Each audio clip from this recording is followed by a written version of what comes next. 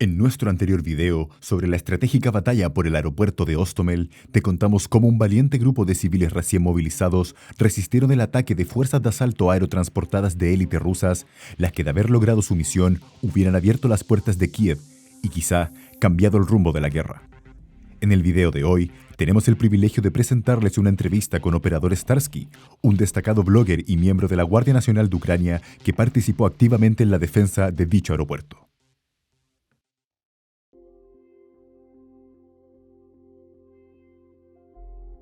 First of all, obviously, we need to present yourself to our audience to let you know who you are. I know, for example, that you are a cat person, so don't let that out. I want to know who you are in the experience that you already have in this conflict and in the previous conflict. So my name is Andrew, also known as Operator Starsky on YouTube. I'm a press officer for the 4th Operative Brigade of the National Guard of Ukraine, also known as the Frontier. I was a completely civilian person before the war, before 2014. In the end of 2014, I joined the Special Force Police Battalion. Later, my brigade in 2015, I had 5 deployments between 2015 and 2021 to the front lines as a platoon sergeant. Then I became a press officer, and this is what I do.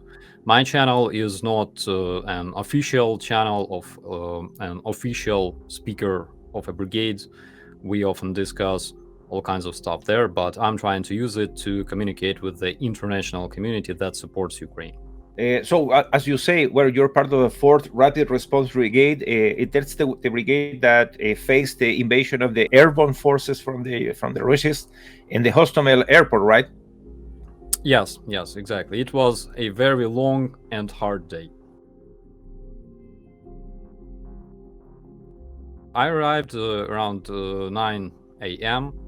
To see the crater left by the Russia's cruise missile.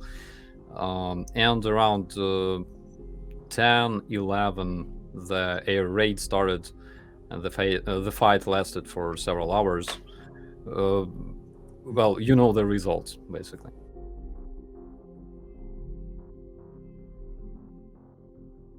It's very easy. The people who try to justify Russia remind me of people who try to justify a rapist because his victim was a female, or she was wearing a small skirt or something like that.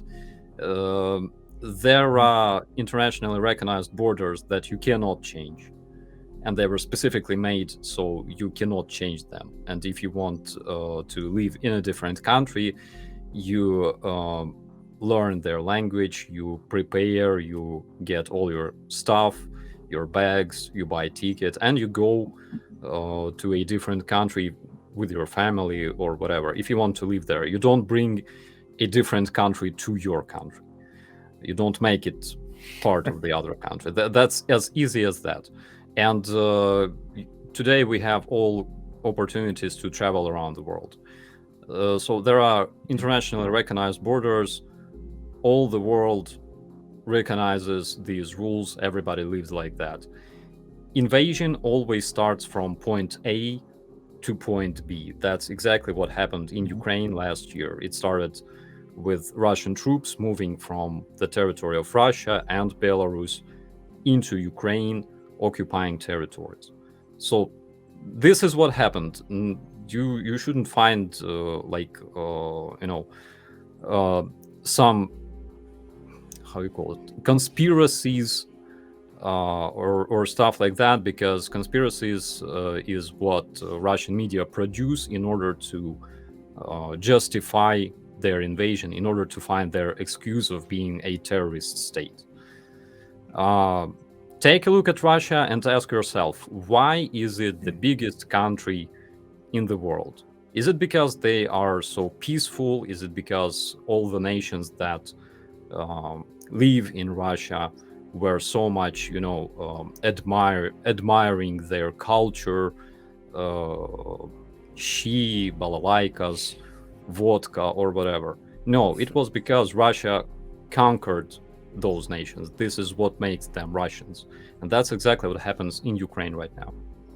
And Francisco, chime in. Maybe if you can say something about your point of view about what's really happening in Donbass, because we know that one of the biggest lies of Russians to justify the invasion is to talk about bombings in Donbass. But you know the reality because you were there, so maybe you can explain yourself. On the time scale between the Revolution of Dignity and Russian invasion in Donbass, there was no such thing as even bombing of Donbass.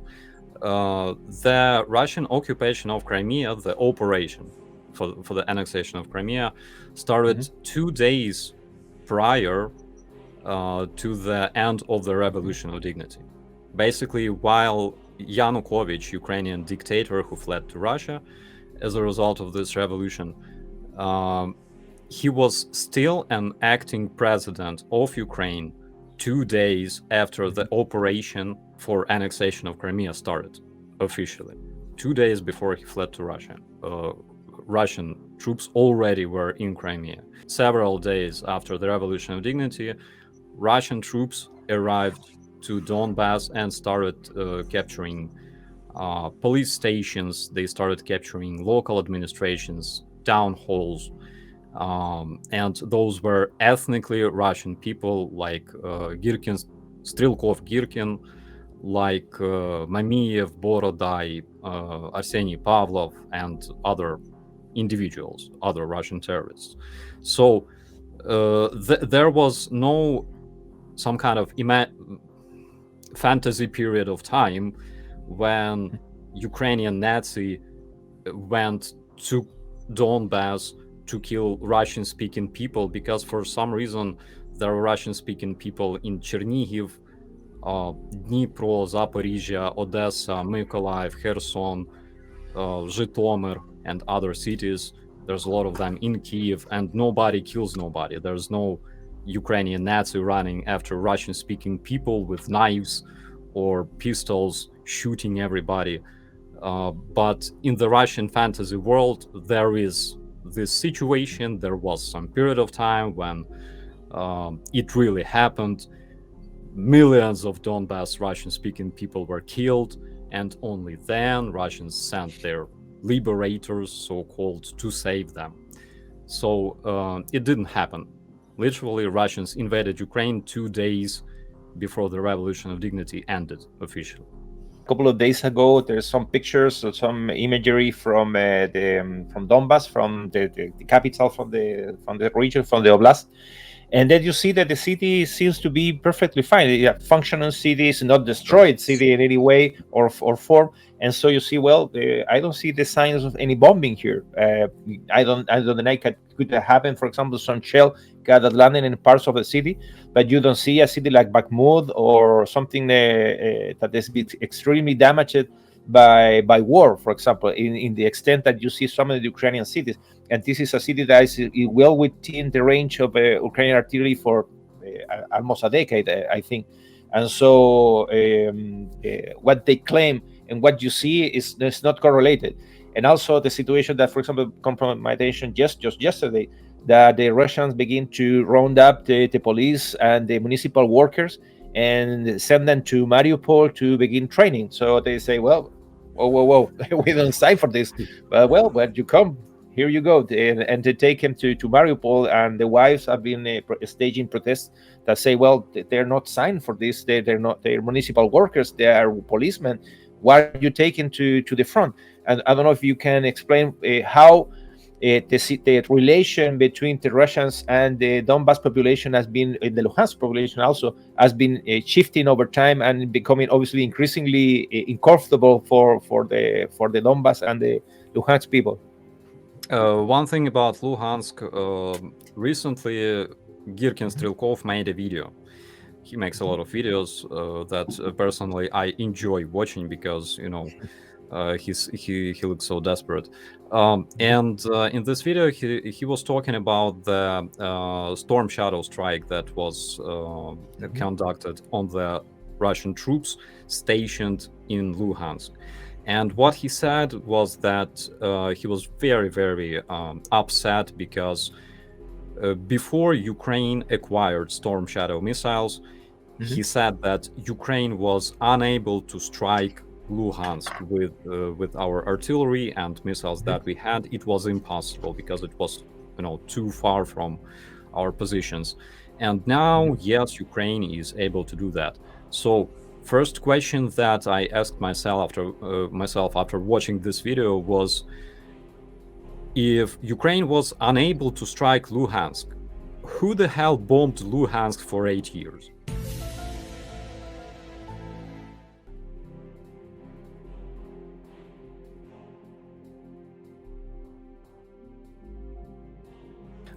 Again, it's a very interesting point because Kiev was built approximately 900 years before Russia even emerged on the map. So Kiev was founded in around 5th century. It was centuries before Moscow even emerged on the map. That's why it sounds kind of interesting. There was this funny video when Putin was shown a map of the 17th century, I believe. Yeah. And he was like, yes, I don't see any Ukraine on the map. It doesn't exist. At the same time, there was like a huge title because this map was made in Amsterdam, based on the Bob Lanz map, the man who traveled across Ukraine and created a lot of maps. And there was this huge title in Latin saying Ukraine, land of Cossacks.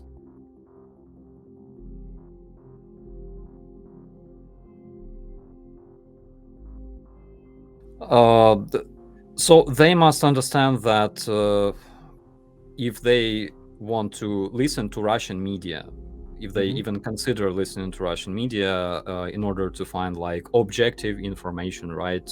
Information from both sides, they should also consider that Russian media are not media that support freedom of speech.